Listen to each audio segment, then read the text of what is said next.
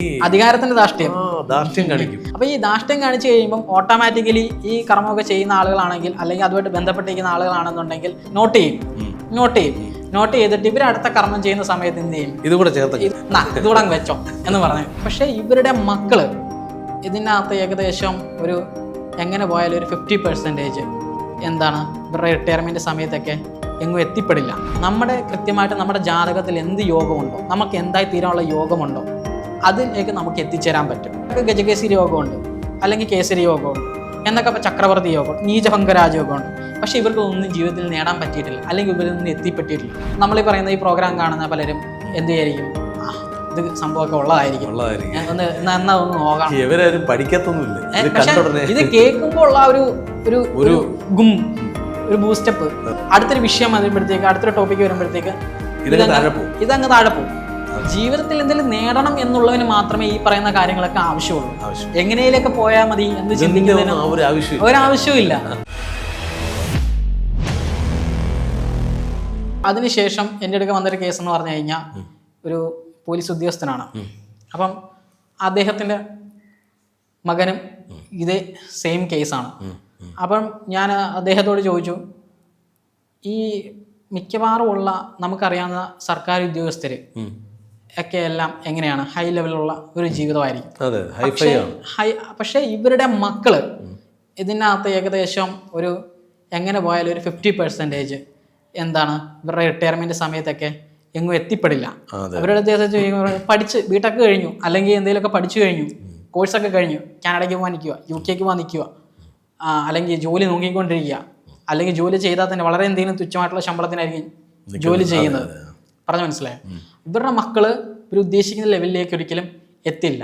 അതിനുള്ള കാരണം എന്ന് വെച്ച് കഴിഞ്ഞാൽ ഇവര് സർവീസിലേക്ക് ഇരിക്കുന്ന സമയത്ത് ഈ ഇവരുടെയൊക്കെ മുന്നിലേക്ക് വരുന്ന ആളുകളോട് ഇവര് ഭയങ്കര മോശമായിട്ട് പെരുമാറും. നീങ്ങില്ല. അപ്പം ഇവര് ഇവരുടെ കൈമണി കൊടുക്കേണ്ടി വരും. കൈമണി കൊടുക്കുന്ന മാത്രമല്ല, ഇവര് ഇൻസൾട്ട് ചെയ്യും ആളുകളെ. ഇൻസൾട്ട് ചെയ്യും. അപ്പം ഈ ഇൻസൾട്ട് കർമ്മമൊക്കെ ചെയ്യുന്ന ആളുകളെ ഇൻസൾട്ട് ചെയ്ത് അവരെന്ത് ചെയ്യും, അവരത് ശപിക്കും. ശപിക്കുന്നതിന്റെ മാത്രമല്ല, നമ്മൾ തന്നെ ഒരു ഓഫീസിൽ ഒരു 4 പ്രാവശ്യം കയറ്റി ഇറക്കിയതിനു ശേഷം അവസാനം എന്തെങ്കിലുമൊക്കെ പറഞ്ഞ് അവര് ധാർഷ്ട്യമാണ് എപ്പോഴും. ഈ അധികാരത്തിന്റെ ധാർഷ്ട്യം കാണിക്കും. അപ്പൊ ഈ ധാർഷ്ട്യം കാണിച്ചു കഴിയുമ്പോൾ ഓട്ടോമാറ്റിക്കലി ഈ കർമ്മമൊക്കെ ചെയ്യുന്ന ആളുകളാണെങ്കിൽ അല്ലെങ്കിൽ അതുമായിട്ട് ബന്ധപ്പെട്ടിരിക്കുന്ന ആളുകളാണെന്നുണ്ടെങ്കിൽ അവരെന്ത് ചെയ്യും, മനസ്സിലാവും, നോട്ട് ചെയ്തിട്ട് ഇവർ അടുത്ത കർമ്മം ചെയ്യുന്ന സമയത്ത് എന്ത് ചെയ്യും, ഇതുകൂടെ ചേർത്തങ്ങ് വെച്ചേക്കും, ഇതുകൂടെ വെച്ചോ എന്ന് പറഞ്ഞു. കൂടുതലങ്ങ് വെച്ചോളാൻ പറയും എന്ന് പറയുന്ന ഒരു സെറ്റപ്പ് അങ്ങ് ചെയ്യും. അതോട് കൂടിയിട്ട് അവന്റെ ജീവിതത്തിൽ എന്ത് ചെയ്യും, വഴിമാറും. പക്ഷെ അതേ സമയത്ത് ഇതേ ലെവലിൽ നിൽക്കുന്ന ഒരു സർക്കാർ ഉദ്യോഗസ്ഥന സ്ഥാനത്ത് ഒരു സ്വയം തൊഴിൽ ചെയ്യുന്ന ഒരാൾ, ഒരു ബിസിനസ് ചെയ്യുന്ന ഒരാളാണ് എങ്കിൽ അയാൾക്ക് പെട്ടെന്ന് ഇത് മനസ്സിലാകും. കാരണം അവിടെ വരുമാനങ്ങൾ നിൽക്കും, അവരുടെ ജീവിതത്തിന്റെ താളപ്പിഴകൾ ഉണ്ടാകും, ഉദ്ദേശിക്കുന്ന കാര്യങ്ങൾ പലതും നടക്കാതെ വരും. ഇത് ഏറ്റവും കൂടുതൽ മനസ്സിലാകുന്നത് സ്വയം തൊഴിൽ ചെയ്യുന്നവർക്കും ബിസിനസ് ചെയ്യുന്നവർക്കുമാണ്. പെട്ടെന്ന് മനസ്സിലാവും. പെട്ടെന്ന് അവരെ ഉദ്ദേശിക്കുന്ന ഒരു ട്രാക്ക് അങ്ങ് മാറും. പറഞ്ഞു മനസ്സിലായല്ലോ? മറ്റവർക്ക് അറിയാനും പറ്റില്ല. മാസം തോറും ശമ്പളം കിട്ടിക്കൊണ്ടിരിക്കുക. അതുകൊണ്ട് സർക്കാർ ഉദ്യോഗസ്ഥരെ സൂക്ഷിക്കുക. നിങ്ങൾ കൃത്യമായി ജോലി ചെയ്ത് പണിയെടുത്ത് പോയാൽ വലിയ പ്രശ്നമില്ലാതെ പോവാം. കൃത്യമായിട്ട് ശമ്പളം വാങ്ങിക്കുന്നുണ്ട് എങ്കിൽ കൂടിയും ഇവർക്ക് പലപ്പോഴും കിട്ടേണ്ട പ്രൊമോഷൻ ഉൾപ്പെടെ പല കാര്യങ്ങളും ഇതുകൊണ്ട് തന്നെ തട്ടി നീങ്ങും, സ്റ്റക്കായി നിൽക്കും. അതായത് നമ്മൾ ഈ പറയുന്ന ബാധാദോഷങ്ങൾ എന്താണെന്ന് വെച്ച് കഴിഞ്ഞാൽ നമ്മൾ മുന്നോട്ട് പോകുമ്പോൾ നമ്മളെ പിന്നിലേക്ക് പിടിച്ചു വലിക്കുന്ന എനർജിയാണ്.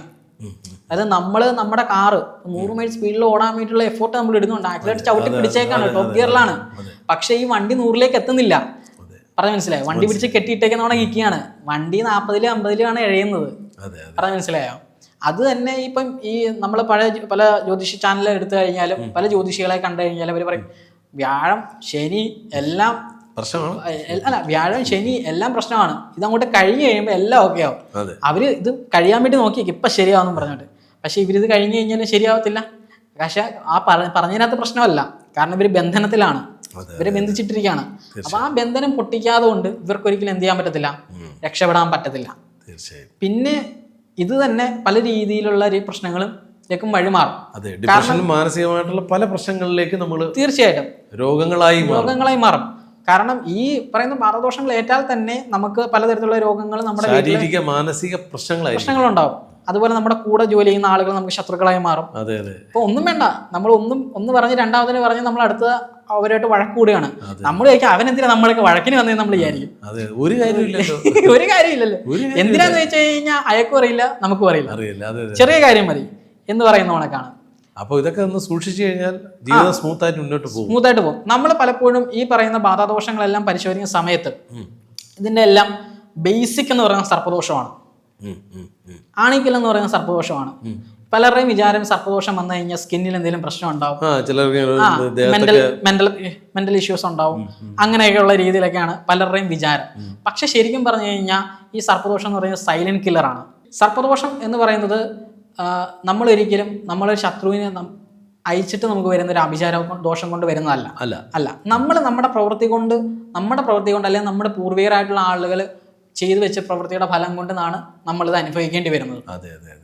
അതായത് നമ്മൾ ഏതെങ്കിലും രീതിയിൽ പ്രകൃതിയെ ചൂഷണം ചെയ്യുകയാണെന്ന് വിചാരിക്കാം, അതിന് പകരം ചോദിക്കാൻ വരുന്നത് ഈ സർപ്പദോഷങ്ങളായിരിക്കും. നമുക്ക് സർപ്പങ്ങളാണ് തിരിച്ച് പ്രകൃതിയെ ചൂഷണം ചെയ്താൽ ചോദ്യം ചെയ്യുന്നത്. അതായത് നമ്മൾ അനാവശ്യമായിട്ട് നമ്മൾ വൃക്ഷങ്ങൾ വെട്ടി നശിപ്പിക്കുക, അതുപോലെ പാടം, ജലാശയം, കുളം ഇത്യാദികളൊക്കെ നമ്മൾ മണ്ണിട്ട് നികത്തുക. അതുപോലെ തന്നെ ഈ സുഷുപ്തി കാലഘട്ടം എന്ന് പറഞ്ഞാൽ ഇടവം 10 മുതൽ കന്യ ഇല്ലം വരെയുള്ള സമയമാണ്. ഈ സമയത്ത് സർപ്പങ്ങളെല്ലാം ഉറക്കത്തിലേക്ക് പോകുന്ന സമയമാണ്. അവർ ആ സമയത്ത് നിവേദ്യങ്ങളൊന്നും സ്വീകരിക്കില്ല. അപ്പം എല്ലാ ഭൂമിയിലും സർപ്പങ്ങളുണ്ട്. ജ്യോതിഷ പ്രകാരം നമ്മുടെ ഒരടി ഭൂമിയിൽ ഒരു ചാൻസ് സർപ്പം ഉണ്ടെന്നാണ് പറയുന്നത്. ഒരു ചാൻസ് സർപ്പം ഉണ്ടെന്നാണ് പറയുന്നത്. അതൊരു നാളികേരത്തിനെ എങ്ങനെയാണ് ചകിരി പൊതിഞ്ഞ് സംരക്ഷിക്കുന്നത്, അതുപോലെയാണ് നമ്മുടെ ഭൂമിയെ സർപ്പദേവതകൾ സംരക്ഷിക്കുന്നത്. സത്യലോകത്തിന്റെ അധിപതികളാണ്. അപ്പം അതുകൊണ്ട് തന്നെ അവരെന്ത് ചെയ്യും, റിയാക്ട് ചെയ്യും. അപ്പം ഈ ഇടവം 10 മുതൽ കന്യായിലം വരെയുള്ള സമയത്ത് ഉത്തമ നീച സർപ്പമാണ് ഉറങ്ങുന്നത്. മേടം 10 മുതൽ കന്യായിലം വരെ ഉത്തമ സർപ്പവും ഉറങ്ങും. 2 തരത്തിലുള്ള സർപ്പങ്ങളാണുള്ളൂ, ഉത്തമ സർപ്പവും നീച സർപ്പവും. ഈ ഉത്തമ സർപ്പം നീച സർപ്പം എന്നുള്ളതിനകത്ത് രണ്ടിനെയും 2 രീതിയിൽ ആവാഹിച്ചാൽ മാത്രമേ ഈ സർപ്പദോഷം പൂർണ്ണമായിട്ട് ഒഴിവാകത്തുള്ളൂ. തീർച്ചയായും. ഈ സർപ്പദോഷം എന്ന് പറയുന്നത് പലപ്പോഴും ഈ ആളുകൾ എന്താ ചെയ്യണമെന്ന് വെച്ച് കഴിഞ്ഞാൽ ഈ ചിങ്ങമാസമൊക്കെ ആവുന്ന സമയത്ത് വീടൊക്കെ വെക്കാൻ വേണ്ടിയിട്ട് ഇങ്ങനെ പ്ലാവൊക്കെ അങ്ങ് മുറിക്കും. കാരണം ആ സമയത്താണ് ഈ സുഷുപ്തി കാലഘട്ടമാണ്.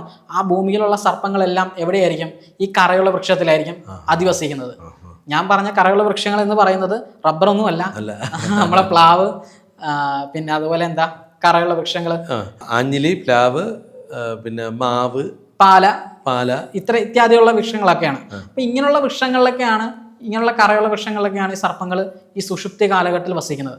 അപ്പൊ അവര് താമസിക്കുന്ന ആ ഒരു വൃക്ഷത്തിലായിരിക്കും ഇവര് എന്നിട്ട് വെട്ടിമുറിക്കുന്നത്. അപ്പൊ അതോടുകൂടി ആ സർപ്പങ്ങൾ ബാധയിൽ വരും.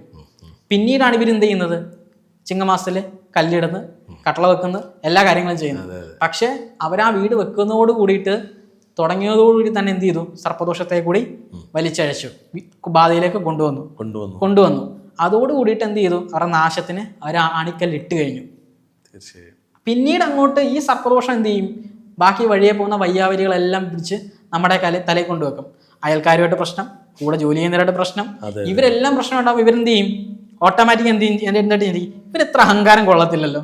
അപ്പോഴായിരിക്കും അവരുടെ പരിചയത്തിലുള്ള ആരെങ്കിലും എന്തെങ്കിലും പറയണേ, അവിടെ പോയി ഒരു പണി കൊടുക്കാം, അവിടെ നല്ല ആളാ, ഒരു കോഴിയും കൂടെ കൊടുത്താൽ മതി, അല്ലെങ്കിൽ ഒരു കോഴിയെ കൊടുത്താൽ മതി, അടിച്ചിപ്പോ തരുമെന്ന് പറയും. അപ്പം അങ്ങനെ വളരെ തുച്ഛമായിട്ടുള്ള എമൗണ്ടേ വരത്തുള്ളൂ പണി കൊടുക്കുന്നതിന്. അപ്പം ഓട്ടോമാറ്റിക്കലി ഇവരുടെ എന്ത് ചെയ്യും, ശത്രുദോഷങ്ങൾ ഇങ്ങനെ, ബാധാദോഷങ്ങൾ ഇങ്ങനെ കയറിക്കൊണ്ടേയിരിക്കും. അതിന്റെ മൂലകാരണം എന്താണ്, ഇവർ വരുത്തി വെച്ച സർപ്പദോഷമാണ്. ഈ സർപ്പദോഷം പിന്നെ എന്ത് ചെയ്യും, ബാക്കിയുള്ള ചുറ്റിനുള്ള പണികളെല്ലാം വാങ്ങി കൂട്ടിക്കൊണ്ട് തന്നുകൊണ്ടേയിരിക്കും. അതിനനുസരിച്ചിട്ട് നമ്മൾ എന്ത് ചെയ്യും, പിന്നോട്ട് വലിഞ്ഞുകൊണ്ടേയിരിക്കും. സാമ്പത്തികമായിട്ട് നഷ്ടം, മാനസികമായിട്ട് പ്രശ്നം, ശാരീരികമായിട്ട് പ്രശ്നം, അങ്ങനെ പലതരത്തിലുള്ള പ്രശ്നങ്ങളിലേക്കും. ഇത് എന്തായാലും വീട് വെക്കാതിരിക്കാൻ പറ്റില്ലല്ലോ. വീട് വെക്കാൻ പറ്റും. നമുക്കിപ്പം മരം മുറിച്ച് കട്ടള പണിയണം, ഇപ്പൊ നമ്മളെ പറമ്പിലുള്ള തന്നെ. അപ്പൊ അതിനെന്തെങ്കിലും ചെയ്യേണ്ടത്, ഇടവം 10 മുതൽ കന്യായിലം വരെയുള്ള സമയത്ത് നമ്മൾ വൃക്ഷം മുറിക്കാതിരുന്നാൽ മതി. അതിനു മുമ്പ് നമുക്ക് മുറിക്കാം. അതിനു മുമ്പ് നമ്മൾ മുറിച്ച് മാറ്റി അത് നമുക്ക് വേണ്ടത് ഉരുപ്പടികളായിട്ട് മാറ്റി വെക്കാം. അതല്ലെങ്കിൽ തന്നെ നമ്മുടെ മില്ലുകളിലേക്ക് ചെന്ന് കഴിഞ്ഞാൽ നമുക്ക് തടി അല്ലാതെ വാങ്ങിക്കാൻ കിട്ടും. അങ്ങനെയൊക്കെ നമുക്ക് ചെയ്യാം. നമ്മൾ മുറിക്കാതിരുന്നാൽ നമ്മുടെ പറമ്പിൽ നിൽക്കുന്ന ഒരു വൃക്ഷം മുറിക്കാതിരുന്നാൽ മതി. ഈ സുഷുപ്തി കാലഘട്ടത്തിൽ തുടരുന്നുള്ളത് മാത്രമേ ഉള്ളൂ. ഇനി അല്ലാതെ തന്നെ ചില സ്ഥലങ്ങളിലൊക്കെ സർപ്പത്തിന്റെ സാന്നിധ്യമുള്ള സ്ഥലങ്ങളൊക്കെ ഉണ്ട്. പൂർവികമായിട്ട് വെച്ചാരാച്ചതോ ഏതെങ്കിലും രീതിയിലൊക്കെ സർപ്പത്തിന്റെ സാന്നിധ്യമുള്ള സ്ഥലങ്ങളുണ്ട്. ചില പ്ലാവില് അങ്ങനെയൊക്കെയുള്ള സ്ഥലങ്ങളിലൊക്കെ, പഴയ പ്ലാവുകളിലൊക്കെ ഈ സർപ്പത്തിന്റെ സാന്നിധ്യം ഓട്ടോമാറ്റിക്കലി ഉണ്ടാവും. സുഷുപ്തി കാലത്ത് അല്ലാതെ തന്നെ ചില സാന്നിധ്യം ഉണ്ടാവും. അപ്പൊ അങ്ങനെയൊക്കെയുള്ള സ്ഥലങ്ങളൊക്കെ ആണെന്നുണ്ടെങ്കിൽ ഒരു ജ്യോത്സ്യന്റെ അടുക്ക പോയിട്ട് കൃത്യമായിട്ട് പ്രശ്നം വെച്ച് നോക്കി അതിനകത്ത് എന്തെങ്കിലും തരത്തിലുള്ള സാന്നിധ്യങ്ങൾ ഇല്ല എന്ന് ഉറപ്പ് വരുത്തിയതിനു ശേഷം മുറിക്കുന്ന കാര്യം ഏറ്റവും ഉത്തമം. ഈ പറയുന്ന സർപ്പദോഷം തന്നെ നമുക്ക് ഈ പറഞ്ഞല്ലോ കൂടെ നിൽക്കുന്ന സഹായികൾ എല്ലാവരും നമുക്ക് ശത്രുവായിട്ട് മാറുകയാണ് ചെയ്യുന്നത്. ഇങ്ങനെ ഈ വരുന്ന ബാധാദോഷങ്ങൾ കൊണ്ട് നമ്മുടെ ജീവിതം വല്ലാണ്ട് ബുദ്ധിമുട്ടി നമ്മൾ അവസാനം എന്ത് ചെയ്യും? പലരും കടക്കണിയിലേക്ക് പോവും, ആത്മഹത്യയിലേക്ക് പോവും, പഠനത്തിൽ പിന്നിലേക്ക് പോവും. അങ്ങനെ ഈ പറയുന്ന പലതരത്തിലുള്ള പ്രശ്നങ്ങളിലേക്ക് നമ്മൾ വഴിമാറുമ്പോഴും എന്ത് ചെയ്യില്ല? കൃത്യമായിട്ടുള്ള ഒരു ആചാര്യനെ കണ്ട് ഇത് മാറ്റാനുള്ള വാതില് അപ്പോഴും നമുക്ക് തലയിൽ ഉദിക്കുന്നില്ല. കാരണം അത് ഉദിക്കണമെങ്കിൽ കൃത്യമായിട്ടുള്ള ഗൈഡൻസ് വേണം. കൃത്യമായിട്ടുള്ള ഗൈഡൻസ് വേണമെങ്കിൽ അവിടെ ധർമ്മദേവതയും പിതൃവും ഉണ്ടായിരിക്കണം. ധർമ്മദേവതയും പിതൃക്കും ഇപ്പം പലരും പറയും ഇതൊന്നും ഇല്ലാതെ പല ആളുകളും നല്ല നിലയിലല്ലേ ജീവിക്കുന്നത്, അവരൊന്നും ഇതൊന്നും ചെയ്യുന്നില്ലല്ലോ എന്നൊക്കെ പറയും. പക്ഷെ അവര് അറിഞ്ഞോ അറിയാതെയോ സ്ഥിരമായിട്ടല്ലേ മാസത്തിൽ വർഷത്തിൽ പോകുന്ന ഒരു ക്ഷേത്രം ഈ പറയുന്ന അച്ഛൻ വഴികളുടെ ക്ഷേത്രമായിരിക്കും. പലരും അറിഞ്ഞുകൊണ്ടല്ല പോകുന്നത്. നമ്മൾ നോക്കുമ്പോൾ സമയത്ത് അവർക്ക് ആ ഒരു ദോഷം ധർമ്മദേവയുടെ ശാപം ഉണ്ടാവില്ല. അപ്പം നമ്മളവരോട് ചോദിക്കുമ്പോൾ പറയും അറിയില്ല എന്ന് പറയും. പക്ഷെ എന്നിരുന്നാൽ കൂടി നമ്മൾ പിന്നീട് നോക്കുന്ന സമയത്ത് അല്ലെങ്കിൽ മതദോഷങ്ങളൊക്കെ ആവാഹിച്ച് മാറ്റിയതിനു ശേഷം നമ്മൾ ഈ ധർമ്മദേവരെ കണ്ടെത്തി കൊടുക്കും. അത് അച്ഛൻ്റെ വഴിക്കുള്ള ധർമ്മദേവതയാണെന്നുള്ളത് നമ്മൾ കണ്ടെത്തി കൊടുക്കും. കാരണം അത് വഴിപാട് ചെയ്ത് നമ്മൾ പ്രീതിയിൽ വരുത്തണം, ധർമ്മദേവത ശാപം മാറ്റണം. അപ്പം അതിന് വഴിപാട് കൊണ്ട് മാത്രമേ സാധിക്കുകയുള്ളൂ. കൃത്യമായിട്ട് അതിൻ്റെ ഒരു പ്രൊസീജിയറുണ്ട്. ആ പ്രൊസീജിയറിലൂടെ അത് നമ്മൾ മാറ്റാനുള്ള ചാർട്ട് നമുക്ക് അവർ എഴുതി കൊടുക്കുകയും ചെയ്യും. അപ്പം ഈ പറയുന്ന ചില ആളുകൾക്ക് ഇങ്ങനെയുള്ള പ്രശ്നം ഉണ്ടാവത്തുമില്ല. കാരണം അവർക്ക് ആ ധർമ്മദേവതയുടെ സാന്നിധ്യം ഉണ്ടാവും. പിന്നെ എന്നാ ചോദിക്കും, ഈ പറയുന്ന മാന്ത്രികർമ്മങ്ങളെല്ലാം ചെയ്താൽ ജീവിതത്തിൽ എല്ലാവരും അങ്ങ് രക്ഷപ്പെടുമെന്ന്. അങ്ങനെയല്ല. കൃത്യമായിട്ട് നമ്മുടെ ജാതകത്തിൽ എന്ത് യോഗമുണ്ടോ, നമുക്ക് എന്തായി തീരാനുള്ള യോഗമുണ്ടോ, അതിലേക്ക് നമുക്ക് എത്തിച്ചേരാൻ പറ്റും. നമുക്ക് തടസ്സങ്ങളൊന്നും ഇല്ലാതെ എത്തിച്ചേരാൻ പറ്റും. അതായത് ഇപ്പോൾ ഒരാൾക്ക് ഗജകേസരി യോഗമുണ്ട്, അല്ലെങ്കിൽ കേസരി യോഗമുണ്ട്, എന്നൊക്കെ ഇപ്പോൾ ചക്രവർത്തി യോഗമുണ്ട്, നീചഭംഗരാജ യോഗമുണ്ട്. പക്ഷെ ഇവർക്ക് ഒന്നും ജീവിതത്തിൽ നേടാൻ പറ്റിയിട്ടില്ല, അല്ലെങ്കിൽ ഇവരൊന്നും എത്തിപ്പെട്ടിട്ടില്ല. അതിന് ജ്യോതിഷത്തെ കുറ്റം പറഞ്ഞിട്ട് കാര്യമില്ല. കാരണം അവരുടെ ജീവിതത്തിൽ വന്നിട്ടുള്ള നെഗറ്റീവ്സിനെ റിമൂവ് ചെയ്ത് മുന്നോട്ട് പോകേണ്ടത് അവരുടെ ഉത്തരവാദിത്തമാണ്, അവരുടെ റെസ്പോൺസിബിലിറ്റിയാണ്. തീർച്ചയായും അതിനെ കണ്ടെത്തുക, അതിനെ കൃത്യമായിട്ട് ഒഴിവാക്കുക. കണ്ടെത്താനായിട്ടൊരു ആചാര്യൻ വേണം. ആചാര്യൻ നമ്മുടെ സമൂഹത്തിൽ തന്നെ ഉണ്ട്. കഴിവുള്ള ഒരുപാട് പേര് നമ്മുടെ സമൂഹത്തിൽ തന്നെ ഉണ്ട്. അല്ല, പക്ഷെ കൃത്യമായി പറഞ്ഞു തരുന്ന ആള് വേണം. അതിനെ കൃത്യമായിട്ട് നമ്മളെ വഴി തിരിച്ചുവിടാതെ നേർവഴി കാണിക്കുന്ന ഒരാളുണ്ടെങ്കിൽ അതെത്തും. തീർച്ചയായും നമ്മളെ ലക്ഷ്യസ്ഥാനത്ത് എത്തും. പക്ഷെ അത് എത്തുക, ഞാൻ പറഞ്ഞില്ലേ, അത് എത്തിക്കുന്നത് പൂർണ്ണമായിട്ടും ധർമ്മദേവതയും പിതൃക്കളും ആയിരിക്കും. തീർച്ചയായും. അങ്ങനെ ഒരു ബുദ്ധി അവർക്ക് തോന്നണമെങ്കിൽ ഇപ്പൊ നമ്മളീ പറയുന്ന ഈ പ്രോഗ്രാം കാണുന്ന പലരും എന്ത് ചെയ്യായിരിക്കും, ഇത് സംഭവമൊക്കെ ഉള്ളതായിരിക്കും, എന്നാ ഒന്ന് നോക്കാം. ഇവരാരും പഠിക്കത്തൊന്നുമില്ല. ഇത് കേൾക്കുമ്പോൾ ഉള്ള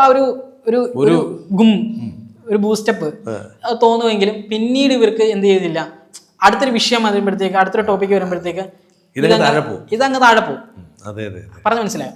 പക്ഷേ ഇത് ഒരു ലക്ഷ്യം വേണം അല്ലെ, നമുക്ക് ആ ഒരു ലക്ഷ്യത്തിലെത്തണമെന്നുള്ളൊരു വാശി. ജീവിതത്തിൽ എന്തെങ്കിലും നേടണം എന്നുള്ളതിന് മാത്രമേ ഈ പറയുന്ന കാര്യങ്ങളൊക്കെ ആവശ്യമുള്ളൂ. എങ്ങനെയൊക്കെ പോയാൽ മതി എന്ന് ചിന്തിക്കുന്നതിന് ഒരാവശ്യമില്ല. ജീവിതത്തിൽ എന്തെങ്കിലുമൊക്കെ നേടണം, എനിക്ക് മുന്നോട്ട് പോകണം, അല്ലെങ്കിൽ ജീവിതത്തിൽ വിജയിക്കണം എന്നൊക്കെ പറയുന്ന ആളുകൾക്കാണ് ഇതിൻ്റെയൊക്കെ ആവശ്യമുള്ളൂ.